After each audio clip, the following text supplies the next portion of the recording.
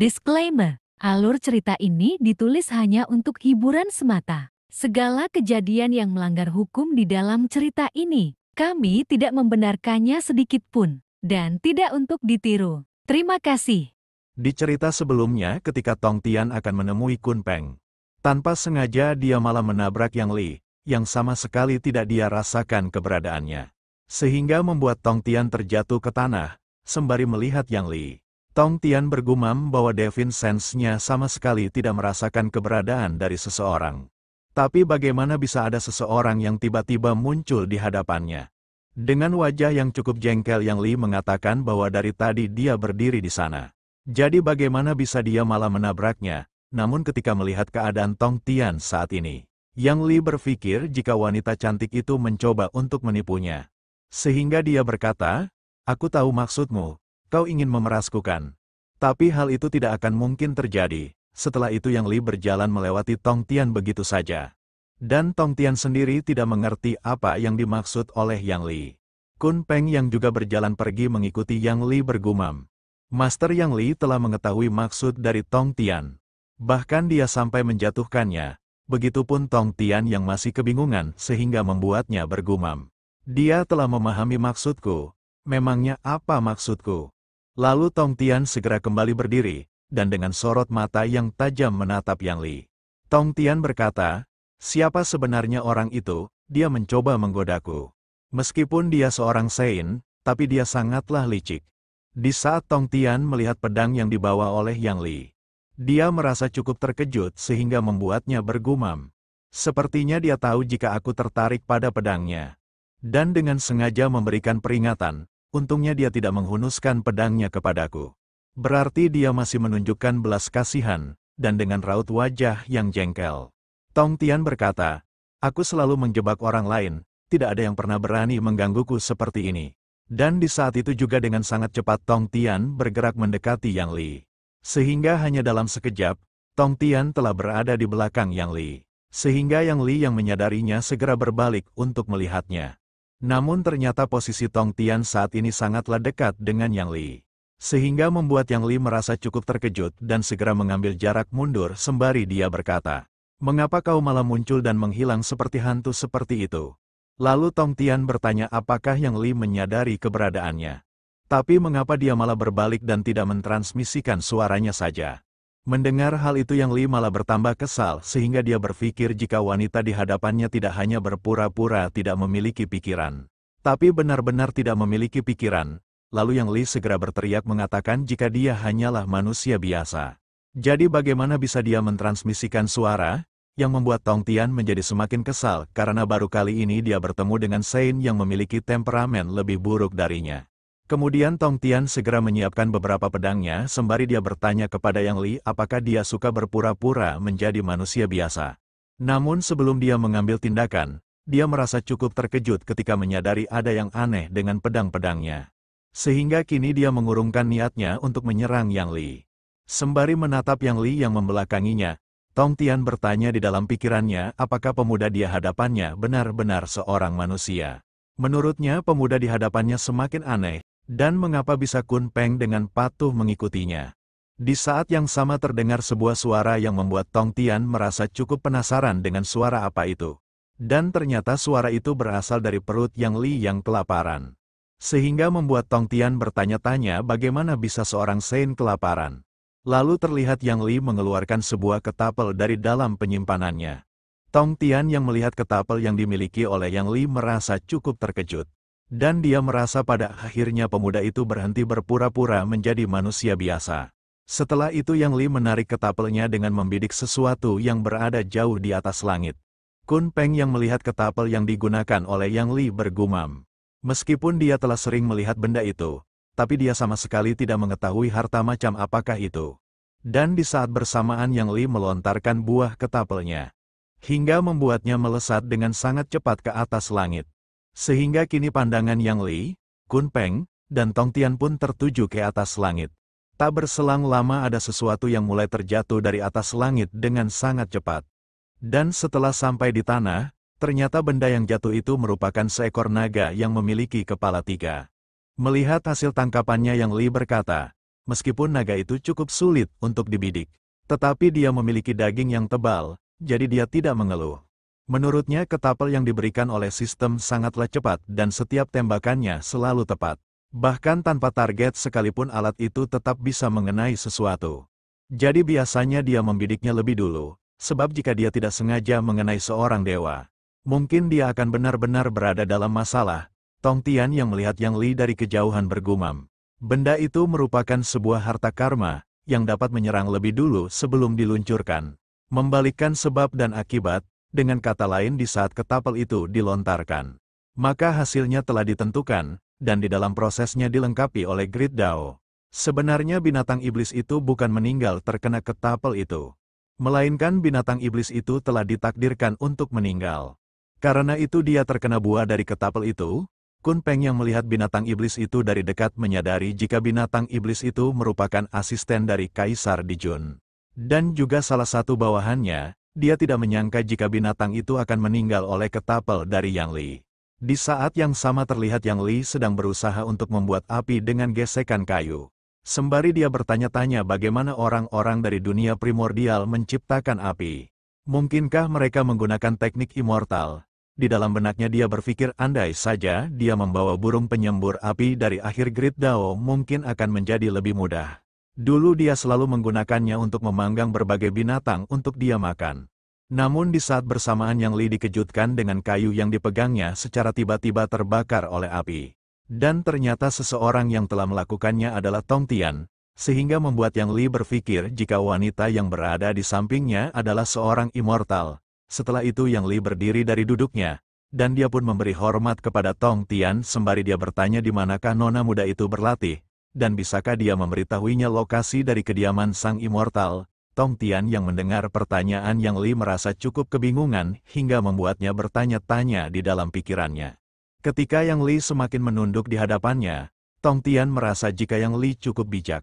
Namun dia merasa terkejut di saat tubuhnya secara perlahan mulai terkulai lemas. Karena dia merasa jika sebagian besar energi keberuntungannya tiba-tiba menghilang. Setelah aku pikirkan wanita ini hanya dipenuhi dengan tipu muslihat. Aku rasa dia tidak terlalu kuat dan mungkin hanya seorang murid luar dari sebuah sekte. Walaupun dia dapat membuat api, mungkin saja hal itu hanya sebuah teknik dasar.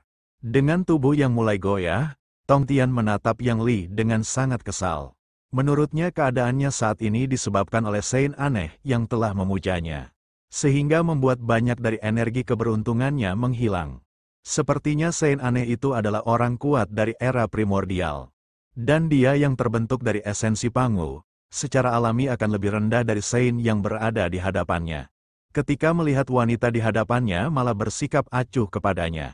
Yang Li hanya terdiam dengan penuh kebingungan. Menurut Tong Tian, langit dan bumi memiliki keteraturan dan setiap hal memiliki jejak. Semakin tinggi kultivasi akan semakin dibatasi oleh Great Dao.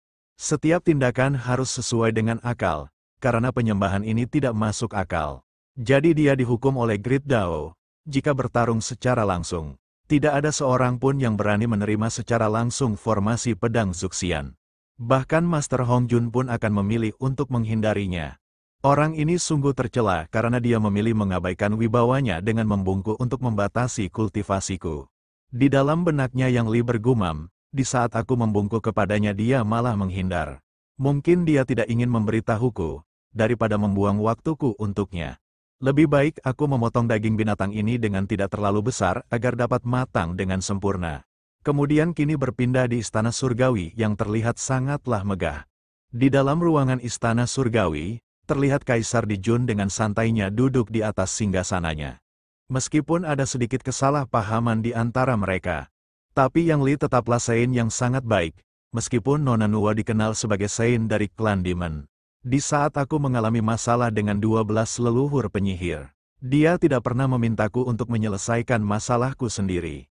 Jika aku juga berteman dengan Sein Yang Li, mungkin aku juga bisa mendapatkan bantuannya dalam menghadapi klan penyihir. Terutama untuk melawan Gonggong yang sangat kejam. Dia selalu mengandalkan kekuatan air untuk mendatangkan banjir yang dapat menghancurkan klan demonnya. Jadi dia harus menangani Gonggong lebih dulu. Lalu Kaisar Dijun meminta salah satu bawahannya untuk pergi ke Istana Laut Utara mengundang Jenderal 9 Kepala.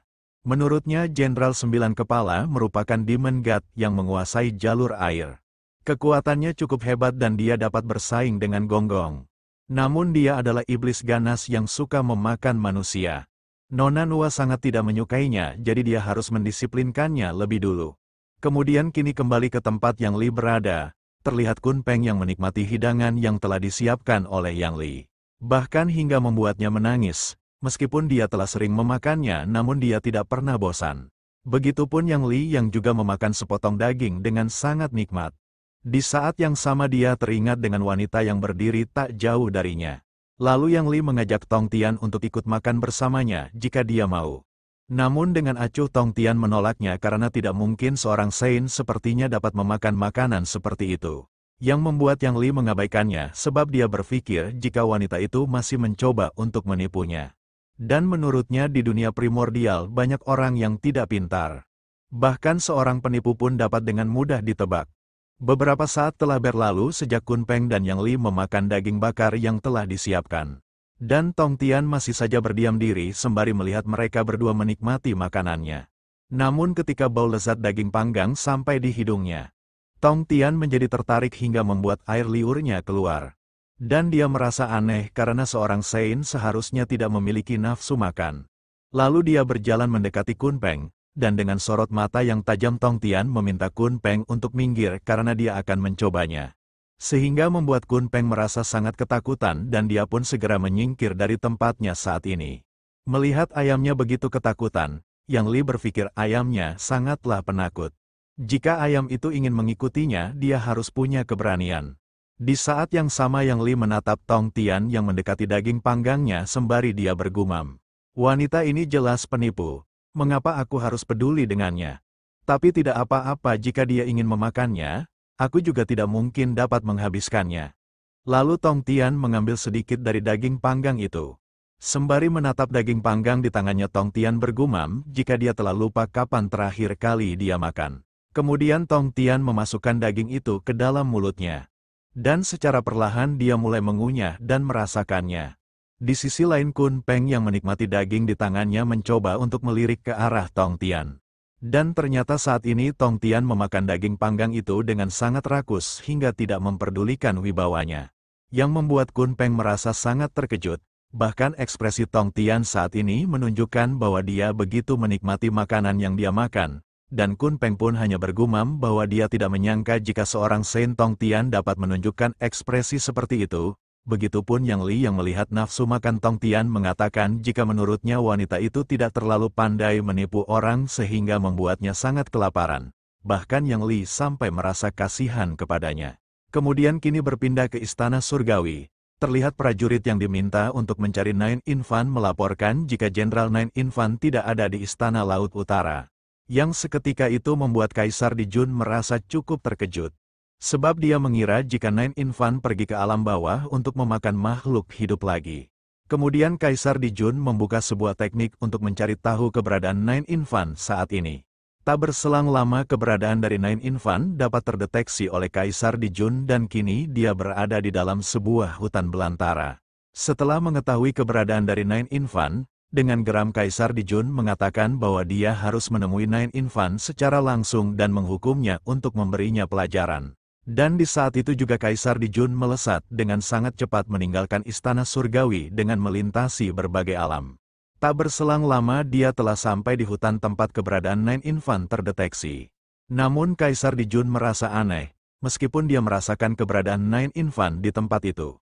Tapi sekarang dia tidak bisa menemukan auranya. Menurutnya hutan itu seharusnya dipenuhi dengan binatang buas. Sepertinya semua binatang buas itu takut pada sesuatu dan melarikan diri dari tempat itu. Pasti yang menimbulkan kekacauan di tempat itu adalah Nine Infant hingga membuat seluruh makhluk di tempat itu pergi dengan ketakutan. Di saat Kaisar Dijun menyelidiki lebih dalam hutan itu, dia melihat ada sebuah aura yang menurutnya sedikit familiar. Namun aura itu bukanlah milik dari Nine Infant. Sehingga Kaisar Dijun merasa penasaran dengan siapa yang memiliki aura yang sedikit lebih kuat darinya. Kembali ke tempat Yang Li, di saat Kun Peng merasakan kehadiran Kaisar Dijun. Kun Peng merasa merinding di seluruh tubuhnya sembari dia bertanya-tanya apakah Kaisar Dijun telah menyadari keberadaannya. Setelah bersama dengan Yang Li di akhir Great Dao dalam waktu yang lama. Sekarang kekuatannya telah melampaui Kaisar Dijun itu sendiri. Tapi apa yang dilakukan oleh Dijun di tempat ini? Di saat bersamaan Kun Peng menekan auranya untuk menyembunyikan keberadaannya. Sehingga kini Kun Peng telah menjadi seekor ayam biasa. Ketika aura Kun Peng menghilang, Kaisar Dijun juga dapat merasakannya. Namun karena dia telah menemukan lokasinya, dia berniat untuk bertemu dengan pemilik dari aura yang sangat familiar itu. Tak berselang lama Kaisar Dijun telah sampai di tempat Yang Li berada dengan aura yang cukup mengesankan. Namun yang dirasakan oleh Yang Li hanya seperti hembusan angin biasa.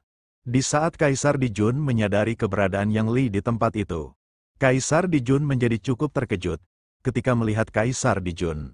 Yang Li bergumam jika orang itu adalah orang yang telah dia pukul dan meminta seorang wanita untuk membalaskan dendamnya.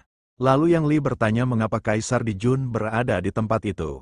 Sembari memberi hormat, Kaisar Dijun mengatakan bahwa dia sedang mencari bawahannya dan tidak sengaja sampai di tempat itu. Dia juga tidak bermaksud untuk mengganggu Sein Yang Li. Kun Peng yang menatap Kaisar Dijun dari kejauhan bergumam. Sepertinya Kaisar Dijun benar-benar sedang mencari Nine Infan. Tapi dalam waktu yang singkat, Nine Infan sudah dimakan oleh Sein Tongtian. Dan kini hanya menyisakan tulang belulang. Mendengar penjelasan dari Kaisar Dijun, Yang Li menyadari bahwa ada seseorang mencurigakan yang saat ini sedang bersamanya. Lalu Yang Li menunjuk Tongtian sembari dia bertanya mungkinkah bawahan yang Kaisar Dijun cari adalah penipu itu. Ketika melihat wanita itu, Kaisar Dijun merasa cukup familiar dengannya. Sehingga di dalam benaknya Kaisar Dijun berpikir mungkinkah Nine Infan berubah wujud menjadi seorang wanita untuk menyenangkan Sein Yang Li. Meskipun begitu penyembunyian auranya sangat baik, hingga membuatku sama sekali tidak dapat merasakannya walaupun aku telah berada di belakangnya.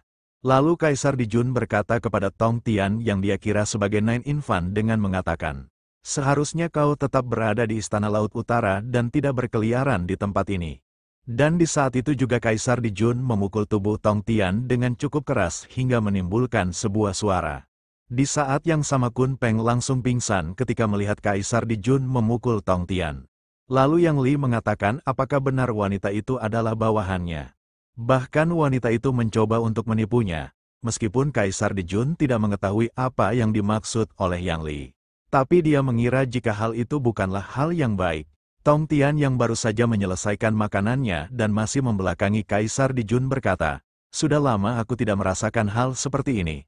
Jadi apa kau orang yang telah memukulku?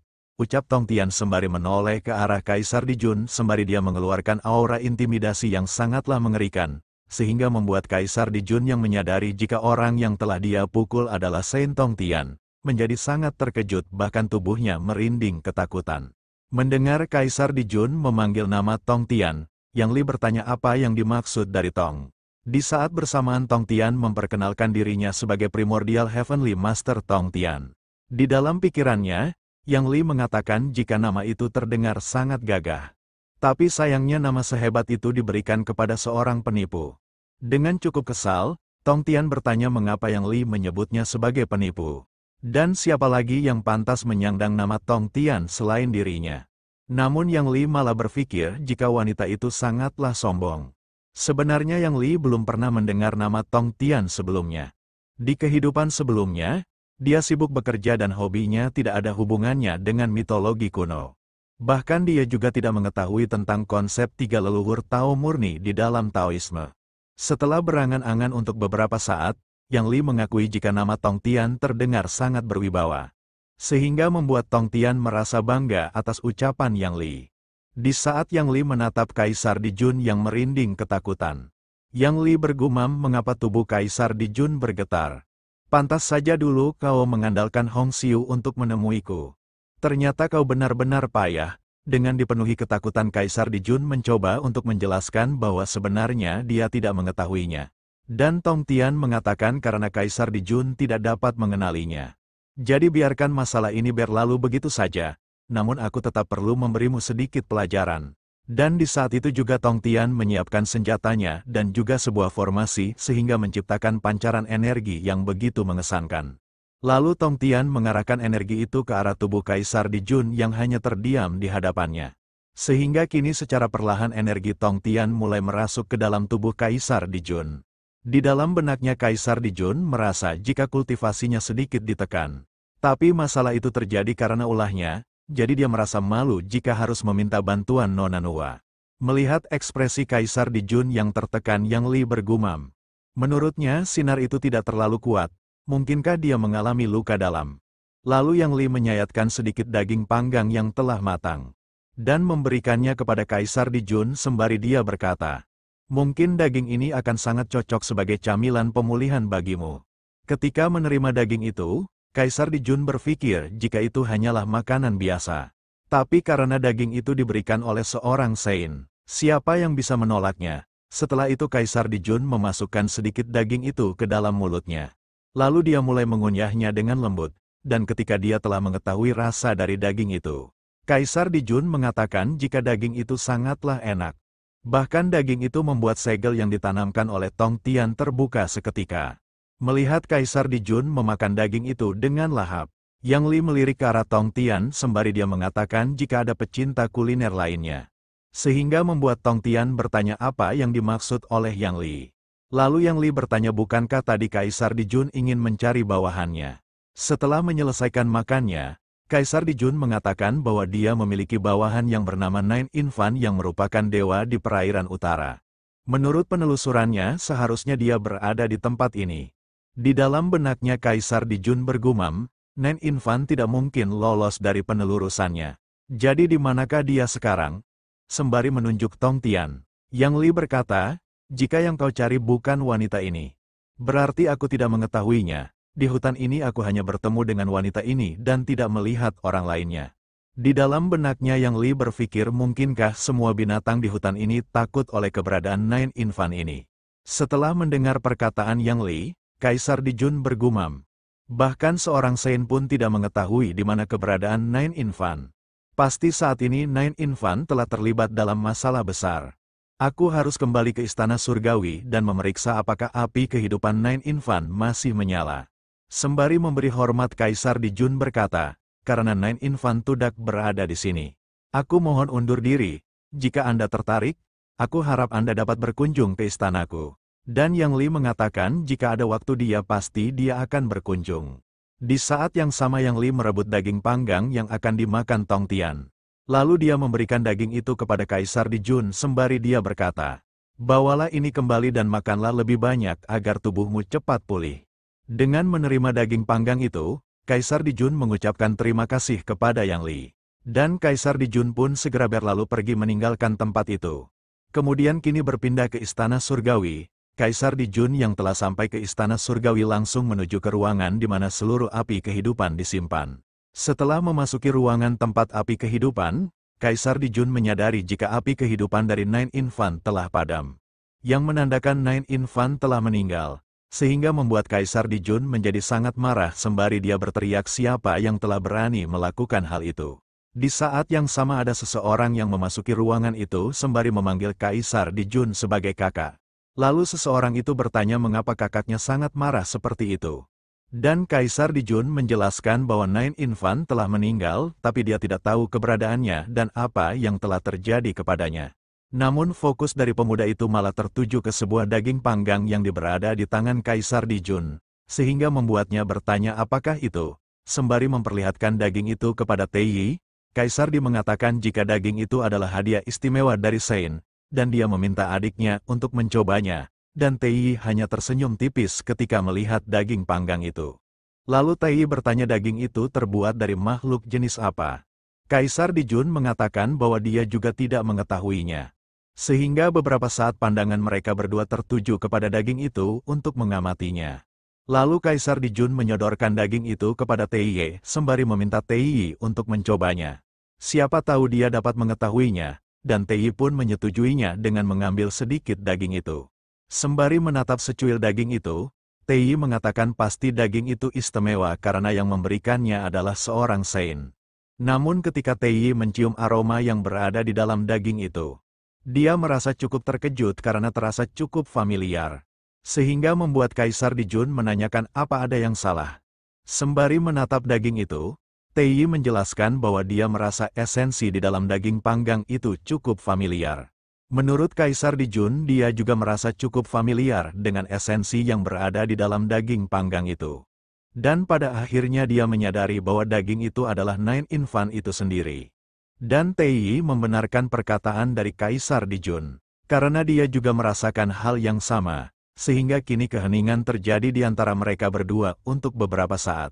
Sembari menepuk keningnya, Kaisar Dijun mengatakan, "Tidak heran saat aku mengikuti aura Nine Infant, aku bertemu dengan dua Saint yang sedang memanggang daging. Ternyata dua Saint ini memakan bawahanku sendiri." Mendengar ada dua Saint yang bertemu dengan Kaisar Dijun, Tei bertanya Saint yang mana yang dia temui. Dengan cukup resah Kaisar Dijun mengatakan jika salah satu Saint itu adalah sang ahli pedang, dan yang lainnya berasal dari akhir Great Dao. Di dalam benaknya Kaisar Dijun berpikir jika menyebarkan keberadaan mereka, mungkin akan sangat beresiko baginya, melihat Kaisar Dijun yang penuh keraguan. Di dalam benaknya Tei bergumam, sang ahli pedang suka bertindak sesukanya dan tidak ada yang berani memprovokasinya. Untuk Saint yang bernama Yang Li, Kaisar Dijun telah sering menyebutkan namanya dan dia adalah keberadaan yang sangat misterius. Sepertinya mereka berdua tidak memiliki temperamen yang baik. Lalu Tei bertanya bagaimana dengan Nine Infant, saat ini keadaannya sangat buruk. Dia khawatir mereka tidak akan bisa memulihkannya, sembari memegang erat daging di tangannya. Kaisar Dijun mengatakan jika Nine Infant meninggal dengan cukup tragis. Jadi dia berniat mengadakan upacara yang layak untuknya. Namun Tei malah bertanya apakah kakaknya berniat memakan semua daging itu. Tanpa dapat menyembunyikan ekspresinya, Kaisar Dijun mengatakan, bagaimana mungkin dia akan melakukan hal seperti itu? Dia adalah Kaisar Emperor dan Nine Infant adalah bawahannya yang berharga. Dengan berteriak Tei berkata, jika begitu mengapa kau memakan dagingnya dengan begitu lahap? Sembari membelah daging panggang itu menjadi dua bagian. Kaisar Dijun mengatakan bagaimana jika mereka membaginya dengan rata. Setelah itu mereka akan mengadakan peringatan untuknya. Melihat tingkah dari Kaisar Dijun, Tei hanya dapat mengelus kepalanya. Kemudian kini kembali ke tempat yang Li berada, dengan cukup resah Kun Peng bergumam. Kaisar Dijun tidak menemukan Nine Infant, dan tanpa sengaja dia malah memakan dagingnya. Aku harus menyembunyikan kejadian ini, jika nanti Kaisar Dijun mengetahui kebenarannya. Dan tahu bahwa aku juga berada di tempat kejadian, dia pasti akan membakarku hingga menjadi abu. Lebih baik aku bersandar kepada Master Yang Li, ucap Kun Peng sembari memeluk kaki Yang Li dengan erat. Namun Yang Li langsung menendang Kun Peng hingga membuatnya terlempar. Lalu Yang Li bertanya kepada Tong Tian, apakah Tong Tian tertarik dengan pedangnya dan ingin berduel pedang dengannya. Dengan ekspresi serius Tong Tian membenarkan hal itu. Di dalam benaknya dia bergumam, meskipun aku tidak bisa melihat latar belakang Yang Li. Tapi jika membicarakan ilmu pedang, di langit dan bumi ini tidak ada orang yang dapat menandingiku. Sembari menatap pedang di tangannya, Yang Li mengatakan bahwa dia tidak mengetahui tentang ilmu pedang. Di saat yang sama Yang Li mengayunkan pedang itu secara perlahan. Tong Tian yang melihat aura yang dikeluarkan oleh pedang Yang Li, merasa jika aura yang dikeluarkan sama seperti harta supreme. Bahkan harta yang saat ini dibawa oleh Tong Tian bergetar ketika merasakan aura yang dikeluarkan oleh pedang Yang Li. Dengan cukup terkejut Tong Tian mengatakan jika dia belum pernah melihat tempat pedangnya begitu gelisah. Seolah-olah mereka tertekan oleh sesuatu yang sangat kuat. Lalu Tong Tian mengeluarkan salah satu pedangnya yang bernama Grinting Sword sembari dia berkata, jika kau tidak mengetahui ilmu pedang, bagaimana bisa pedang itu menurutimu? Harta Supreme memiliki tuannya sendiri. Bahkan para Saint pun tidak bisa memaksanya. Pasti kau memiliki keterampilan yang sangat hebat hingga membuat pedang ini tunduk kepadamu.